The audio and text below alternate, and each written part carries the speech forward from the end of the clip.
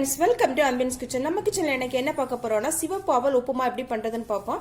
அதுக்கு பாத்தீங்கன்னா நான் 250 ml கப்ல வந்து 3 கப் அவல் எடுத்துக்கிறேன். சிவப்பு அவல், சம்பா அவல் இது. அப்புறம் பாத்தீங்கன்னா சின்ன வெங்காயம் ஒரு 10 வெங்காயம் எடுத்து குட்டி குட்டியா நறுக்கி வச்சிருக்கேன். பெரிய வெங்காயம் கூட சேர்த்துக்கலாம், ஒன்றும் பிரச்சனை இல்லை. அப்புறம் பாத்தீங்கன்னா 1 கப் தேங்காய், துருவின தேங்காய் 1 கப். அப்புறம் பாத்தீங்கன்னா தாளிக்கிறதுக்கு நான் தேங்காய் எண்ணெய் தான் எனக்கு யூஸ் பண்ணியிருக்கிறேன். அப்புறம் பாத்தீங்கன்னா கடுகு, காஞ்ச மிளகாய், கருவேப்பிலை, பச்சை மிளகாய், உளுத்தம் பருப்பு, கடலைப்பருப்பு, இவ்வளவுதான் நமக்கு தேவையான பொருட்கள். வாங்க எப்படி பண்ணலான்னு பார்ப்போம். இந்த அவலை வந்து நம்ம தண்ணியில கொஞ்சம் கழுவிக்கலாம். ஓகே, இதை இப்போ நான் கழுவிட்டு, அவல் பார்த்தீங்கன்னா தண்ணிக்குள்ள ஜஸ்ட் 2 minutes தான் இருக்கணும். ரொம்ப நேரம் அவல் தண்ணிக்குள்ள வைக்கக்கூடாது. இப்போ இருக்கட்டும். இது இந்த மாதிரி ஒரு ஃபில்டர்ல நான் இப்போ வச்சிருக்கிறேன். இருக்கட்டும். இது இப்போ நம்ம உடனே தாளிச்சு கொட்டிடலாம். இப்போ ஒரு கடாய் அடுப்புல வச்சிருக்கிறேன். கடாய் காயட்டும்.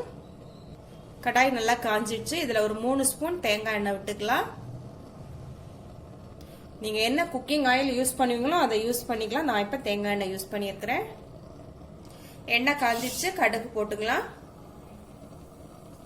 கடுகு வெடிச்சிருச்சு. இப்ப உளுந்த பருப்பு போட்டுக்கலாம். கடலை பருப்பு, காஞ்ச மிளகாய், பச்சை மிளகாய், கருவேப்பிலை.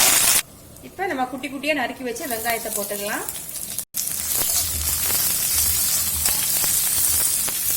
வெங்காயம் ஓரளவு வதங்கட்டும்.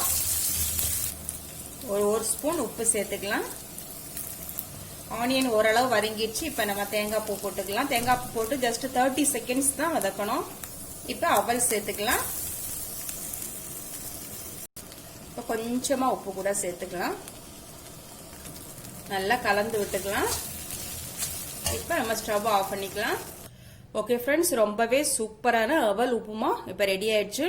இந்த ரெசிபி உங்களுக்கு பிடிச்சிருந்த ஆம்பியன்ஸ் கிச்சனை சப்ஸ்கிரைப் பண்ணுங்க. அப்படியே பக்கத்துல இருக்கிற பெல் பட்டனை அமுத்திக்கோங்க. அப்பதான் நான் அப்லோட் பண்ற எல்லா வீடியோ உங்களுக்கு உடனுக்குடன் கிடைக்கும். தேங்க்யூ.